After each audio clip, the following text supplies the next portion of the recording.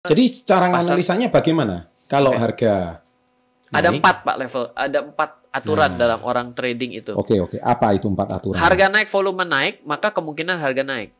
Harga naik. Volume naik. Nah, ini ilmunya kita bongkar di level up ini ya.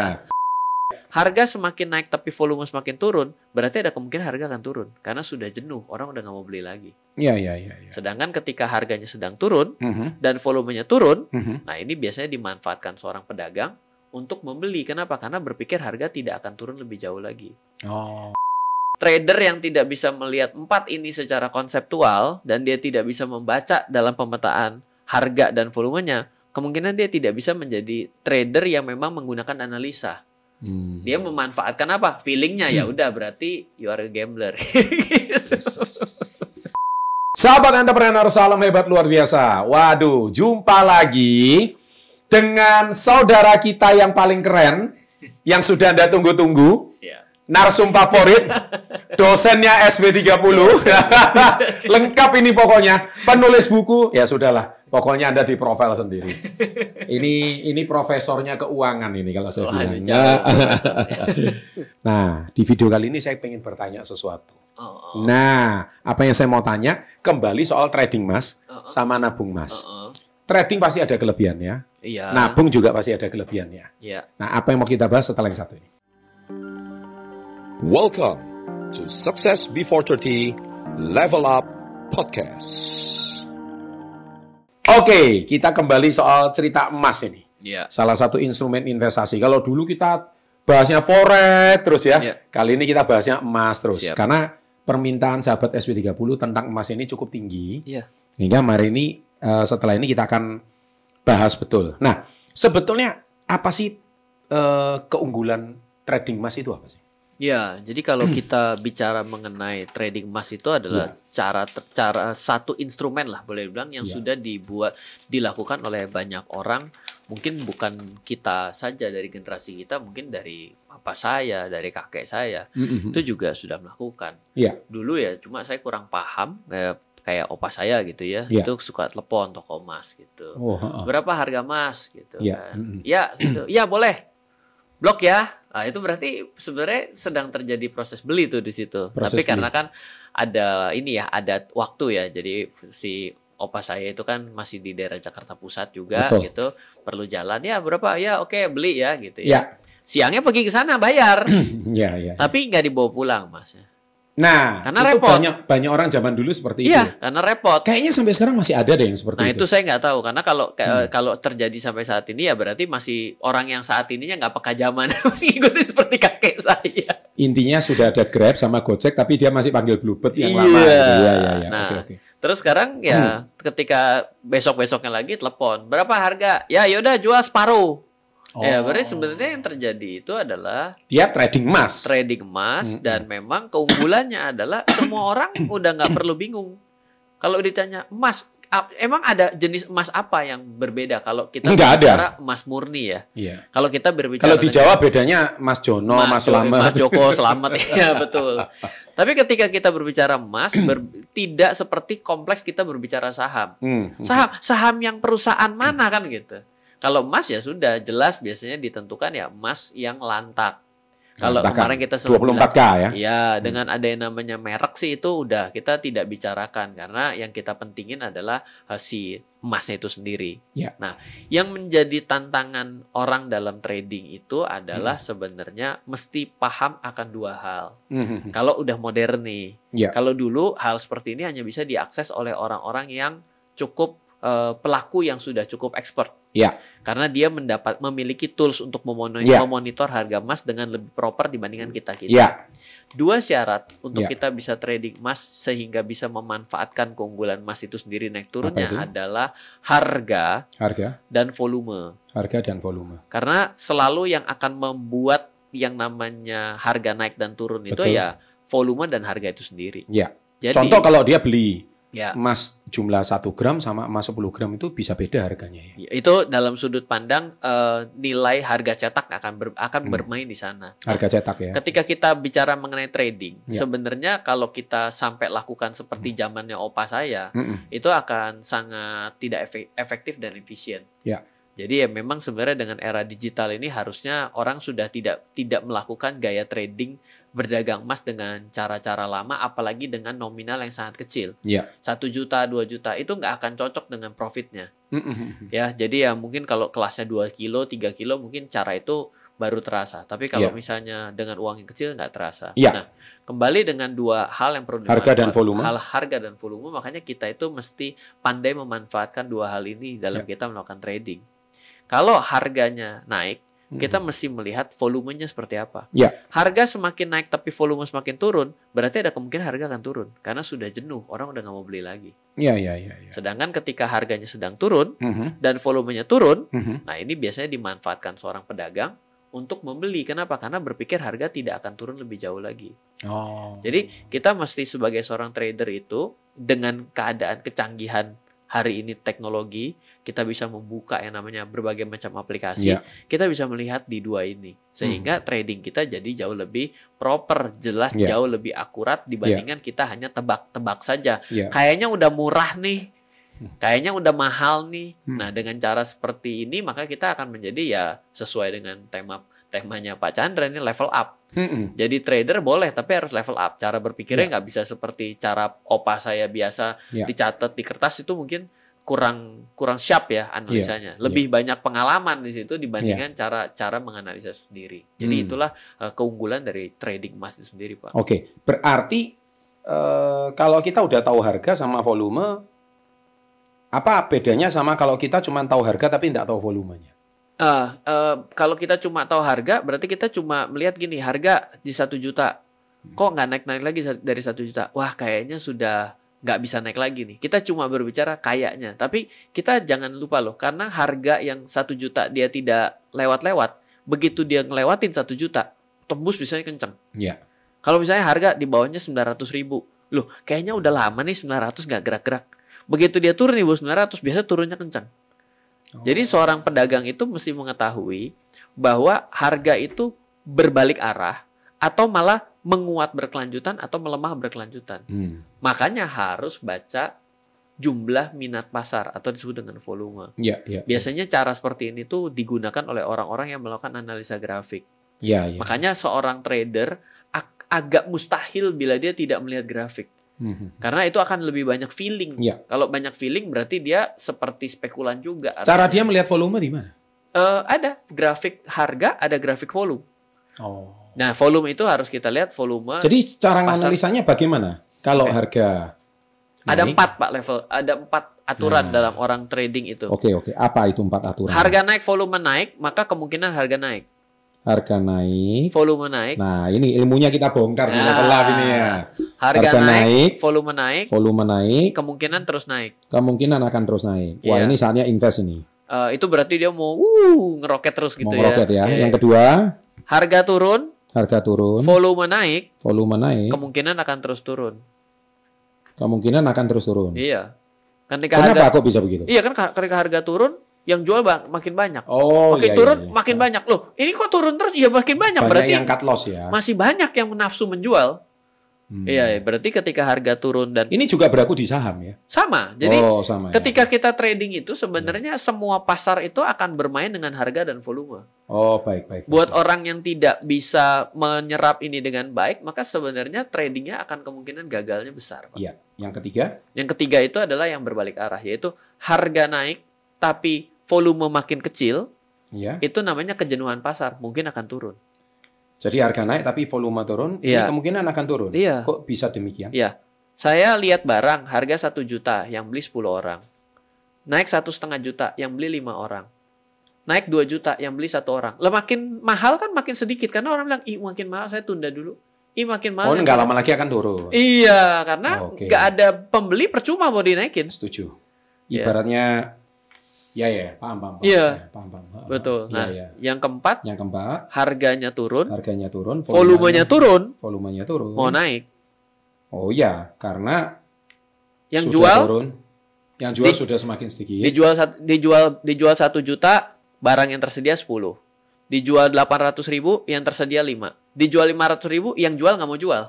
Ya rugi saya, mendingan saya jangan jual. Ya akhirnya kan yang mau beli bilang, "Oh, kok kamu gitu sih? Ya udah deh saya beli 600 dan naik." Iya.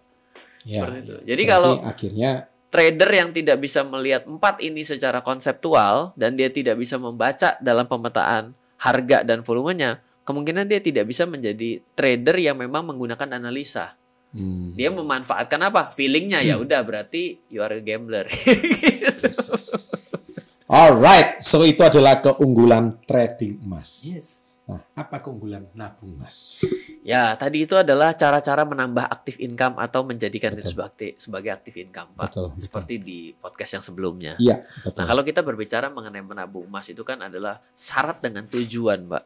Syarat Dengan maksud yang mau kita capai. Ya, setuju. Kita kepingin dapat yang namanya properti tadi ya, Ya, kan. Kita betul. mau untuk sekolah anak, ya kita bisa gunakan emas. Ya kan? Kenapa? Karena kita gunakan emas ya kembali lagi kalau kita pilih saham, kita bingung. Indonesia ada 900-an sahamnya. Saham Amerika ada ribuan. Bingung. Kalau kita emas ya emas. Ya satu aja. Cuma satu gitu. Jadi memang keunggulannya adalah emas Cuman itu ya satu. single instrument boleh dibilang. Ya. Nah, biasanya yang perlu kita ketahui mengenai emas itu kita harus sadar bahwa ada fluktuasi harga dalam jangka pendek dan jangka panjang. Ya. Harga emas itu ya tetap bagaimanapun ya kalau tidak naik ya turun. Ya. Nah, maka dari itu harus dibuat strategi-strategi seperti yang sudah kita berikan. Ada dollar cost average, Yes. ada constant share, Betul. ada value averaging, ada lump sum. Nah, sekarang pertanyaannya, kalau kita nabung, berarti kan kita akan beli sampai tujuan tercapai. Ya. Pertanyaannya, pada saat kita beli dengan teratur Hmm. dan ternyata turun di luar kebiasaan, Apakah kita masih apa yang mau kita lakukan? Ini kan menjadi suatu tanda tanya nih. Dari tadi kan kita udah bicara tuh bahwa harga bisa naik. Oke. Sekarang kalau harganya pas kita nabung dan turun dan turun dan turun dan turun terus? apa enggak kena mental ini Jelas. nabung? Apakah masih mau DCA? Ya, betul. Nah, biasanya Tapi semakin turun semakin beli kan? kadang mindset begitu dengan jantung tidak cocok. Itu selalu terjadi. Karena sama kan jadi seorang trader tuh teorinya tahu tapi melakukannya nggak akan segampang itu karena ada denyut jantung yang berubah tuh Pak di situ Pak. Jedukannya makin kenceng gitu kan. Iya. Dia jadi nggak berani. Nah, jadi kita harus punya satu konsep. Dalam investasi, dalam menabung kita tetap membaca namanya adalah harga wajar emas. Harga wajar emas. Harga wajar emas atau juga kita bisa lihat namanya intrinsic emas. Intrinsic emas. Intrinsic value. Intrinsic value. Ya, dari intrinsic value itu gimana sih Ryan untuk ngelihat harganya emas yang secara nilai intrinsik? Caranya begini. Ya. Emas itu bagaimanapun sampai ada di kantong kita, sampai ada di toko emas, itu pasti melalui serangkaian proses. Proses penggalian, proses diangkat, proses masuk pabrik pemurnian, dicetak. Itu kan ada suatu proses tuh. Semua proses itu ada biayanya. Ya. Nah, kalau kita duduknya di 2023 ini, berdasarkan data yang ada dan laporan Harga wajarnya. ya, itu adalah berkisar 800 sampai 1.200 US dollar per troy ounce. 800 Sampai 1.200 US dollar per troy ounce. Jadi artinya kalau rupiah itu berapa? Jadi kalau misalnya kita hitung 1.000 gitu ya, kalau 1.000 dolar itu berarti kan 1.000 dolar dikali 15.000. Berarti kan 15 juta. 15 juta itu per 31 gram. Per 31 gram itu harusnya itu adalah harga normal. Pembentuk harga emas. Berapa itu hitungannya? 500-600 ribuan per gram. Oh, itu harga wajarnya itu 500-600 Itu ribu. belum dijual loh, Pak. Belum dijual. Baru nyampe emasnya tuh gelundung gitu loh. Oh, sorry, itu belum diolah ya. Udah diolah. Ini jadi udah nyampe murni, udah nyampe tuh udah nilai intrinsiknya tuh kalau 1.000 kan nilai tengah ya, Pak ya.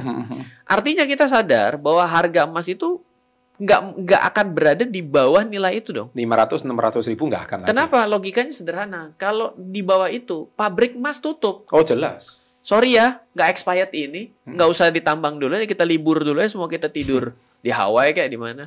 Orang saya tambang saya rugi, mendingan saya nggak tambang, bener nggak? Berarti itulah nilai intrinsik yang ada.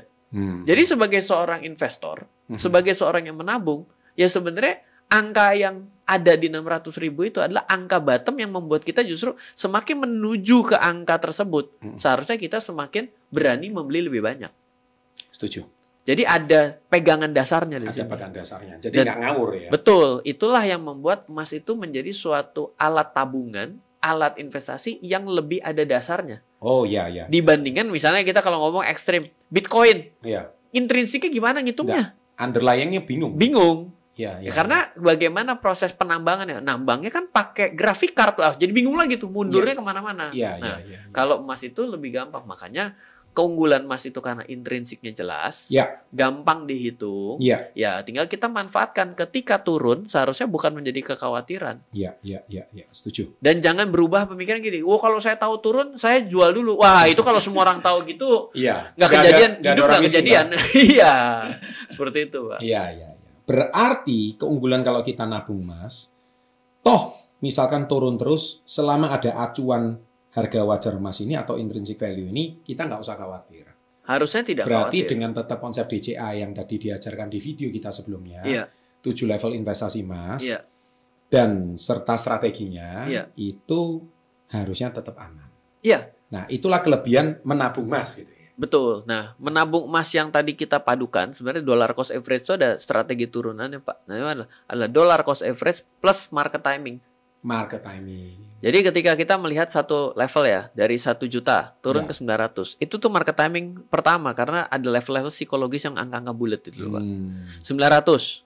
Iya. Oke, saya masuk bisa lebih besar. Iya. 800 misal Iya, ekstrim iya. ya, 800. Oh, berarti saya masuk lebih besar. Iya. 700. Kita lihat loh, ini sudah diambang loh, udah menuju intrinsik. Berarti kita sebenarnya semakin pede karena semakin menuju tempat stopan terakhir kan. Iya. Gitu. Jadi memang ketika kita berinvestasi, Ada nggak sih kemungkinan, misalkan kalau katanya harga wajar emas, apa yang terjadi kalau seandainya emas itu harganya tidak wajar? Pernah nggak kejadian? ya semakin jauh daripada harga yang intrinsik berarti itu adalah ketidakwajaran sebenarnya. Nggak, maksudnya ketidakwajarannya ke bawah. Di bawah 500-600 ribu. Berhenti produsen emasnya. Oh. Kita pernah hampir mengalami itu. Tahun berapa itu? 2013 kah kayaknya yang waktu Iya. harga emas itu sempat ke 1.200 itu. Mhm. Itu sudah di dalam harga yang ambang atas Berarti dari banyak intrinsik. pertambangan berhenti. Pada saat itu orang udah malas-malasan jual. Jangan-jangan kalau pergi ke toko emas bilang, sorry nggak ada barang. Oh gitu. Loh ya kan gampang saya. Kenapa itu penyebabnya waktu? Loh ngapain saya sebagai toko emas, saya tahu harganya sudah terlalu murah, daripada saya jual, saya diem aja. Ngapain saya jual, besok juga mau naik kok. Ditaruh di brankas nggak kenapa-napa, kan begitu cara berpikirnya. Oh gitu. Ketika kelangkaan terjadi dalam satuan yang masif, otomatis kan orang akan menyerah kan. Iya. Saya naikin deh harganya, kamu ada barang nggak? Kan akan jadi seperti itu. Iya. Gitu. Pernah ada kejadian itu. Dalam 20 tahun terakhir itu saya kurang lebih sekitar 2014-15 kayaknya ya. Iya. Itu pernah kok harga emas itu longsor sampai 1.200-an. Itu kan orang bilang, "Oh, ini mah bentar lagi 500." Mana bisa orang intrinsiknya sekitar 800.000 itu nggak bisa geser kok gitu. Iya. Saya sudah siap-siap padahal ketika itu menuju 900 gitu. Saya sudah siap-siap, tapi Iya. ternyata nggak kena angkanya. 1.200 lebih seingat saya pada saat itu. Gitu ya. Harus itu ada isu apa? Kenapa kok itu bisa terjadi? Dampak dari quantitative easing dari Amerika. Uang digelontor begitu banyak. Waktu itu zamannya mau mendekati Lehman Brothers ya. Udah Setelah lewat. lewat Lehman Iya. Brothers. Tapi yang 2013 ke 14 itu ada isu apa waktu? US government shutdown. Oh ya. Ada dari sejak 2008 2009 itu kan sebenarnya Amerika itu Impact-nya itu ya. sudah mulai banyak kejadian di sana ya. Dia mulai dengan naikin suku bunga. Iya. Setelah naikin suku bunga dia bagi-bagi duit dengan sangat masif sehingga orang-orang itu ngerasa bahwa lebih baik mau melakukan investasi kemana-mana. Iya. Lalu juga dia mulai dengan melakukan kebijakan pengetatan. Itu kan jadi banyak suatu hal yang bertabrakan membuat orang tuh jadi melihat instrumen investasi saham jelas jadi lebih menarik. Orang yang investasi emas jadi nggak merasa menarik karena ya udah di sana aja orang larinya kencang. Betul. Gitu. Kehilangan primadonanya lah secara tidak langsung Iya. pada saat itu. Iya. Gitu. Pasti ada fase-fase itu, Pak. Baik. Jadi intinya sih karena emas ini termasuk menjadi alat perlindungan nilai yang paling stabil dan jumlah sudah berabad-abad gitu Betul. ya ceritanya ya. Jadi sangat safety lah harusnya ya. Ya, dan unsur emas itu kan sebenarnya ketika kita ada di dunia, sebenarnya jumlah cadangan emas itu kan tidak bergeser ya, Pak. Dari zaman Iya, harusnya berkurang terus ya. Iya, karena semakin banyak yang Dia kayak minyak bumi lah. banyak yang ditambang. Yang Banyak akan ditambang. mengganggu keseimbangan harga emas itu adalah kalau tiba-tiba di suatu daerah Cadangan emas di dunia ini. tiba-tiba ditemukan tambang emas yang jauh lebih besar daripada jumlah emas yang hari ini sudah terdefinisi. Nah, itu ceritanya jadi beda. Tapi kayaknya kok sudah nggak mungkin. Lah ya itu yang menjadi sesuatu yang agak sedikit kemungkinannya di luar kuasa kita, Pak, kalau itu. Kalau kita cerita pertambangan emas nih ya, kita cerita tentang cadangan emas yang ada di bumi ini udah habis. Ya, kalau misalkan kayak Freeport gitu ya. Iya. Tapi kok kayaknya cadangannya itu masih berapa juta ton itu. Nggak habis-habis katanya, makanya. Nggak akan ada habisnya. Sehingga mungkin artinya tabungan itu nggak akan ada habis. Mereka punya teknologinya, mereka punya teknik pengelolaannya. Sehingga bagaimana mengambil cadangan emas yang ada di bumi ini nggak pernah akan ada habis. Dan itu apa sih dampaknya sama harga emas? Kalau cadangan itu nggak akan. Dengan keadaan seperti ini sebenarnya emas akan berjalan dengan normal. Emas itu kan sebenarnya menjadi sesuatu yang menarik. Pertama, emas itu bisa dijadikan alat investasi. Dua, konsumsi. Tiga, industri. Pada akhirnya kan ada sisi industrial juga yang tetap menggunakan emas. Semua handphone kita pasti ada emasnya karena emas adalah konduktor yang baik. Jelas. Tapi lain daripada itu, sebenarnya emas itu akan selalu bernilai selama akan adanya uang kertas. Kenapa? Karena uang kertas itu sebenarnya asal muasalnya uang kertas bisa sampai dipakai oleh kita semua, dulunya dijamin dengan emas. Jadi memang sudah menjadi lawannya dengan jelas bahwa emas itu ya memang sebagai salah satu alat yang sudah digunakan dan lebih diakui sebelum daripada uang kertas itu ada. Jadi di sini memang orang tidak perlu terlalu khawatir berbicara mengenai menabung atau investasi emas. Nah, jadi artinya nggak usah khawatir lah ya soal nabung. Nah, jadi setiap baik trading maupun menabung itu punya keunggulan masing-masing. Oh, pasti. Ya, hari ini kita ulas semuanya, lengkap keunggulannya semua. Termasuk tadi sudah diajarkan kalau trading ada 4 aturan yang harus Anda kuasai tentang harga dan volume. Serta kalau menabung, saya rasa juga profesi apapun hampir nggak ada resiko. Yang terpenting ada yang ditabung gitu loh. Iya, buat apa kamu itu ngomong panjang lebar nggak ada yang ditabung gitu. Cerita begini, saya cerita begini, Pak. Kalau kita berbicara mengenai investasi, itu sebenarnya adalah andaikan kita itu bisa kembali ke tahun 70 sebelum harga emas menggila. Tapi pada saat itu kita cuma beli 1 gram. Hari ini tetap nggak akan jadi orang kaya. Padahal 1 gram pada waktu itu cuma sekitar Rp2.000. Dan itu juga sudah menjadi uang yang besar. Tapi tahun 70 dan kita cuma balik ke masa lalu dan cuma beli 1 gram. Terbukti sampai 2023 harganya 1 juta. Nggak ada artinya 2000 menjadi 1 juta. Padahal untungnya ribuan persen, Pak. Jadi, dollar cost average itu kan sebenarnya adalah ngumpulin perlahan. Setuju. Tapi banyak. Setuju. Lebih baik punya banyak. Sehingga kita hasilnya akan bagus. Misalnya, dari tahun 70 sampai 2023 kita bisa beli 1 gram per bulan. Maka hari ini, wah udah banyak. Akan menjadi matters. Maka fokuslah dalam menabung dan investasi itu adalah mengakumulasi banyaknya emas. Inilah topik kita hari ini tentang keunggulan trading emas dan menabung emas. Demikian, menurut Anda nih menit keberapa yang paling tepat dari kata-kata Bro Ryan Wilbert? Semoga itu bisa menginspirasi Anda semua. Kita tutup dulu topik kita kali ini dengan salam hebat.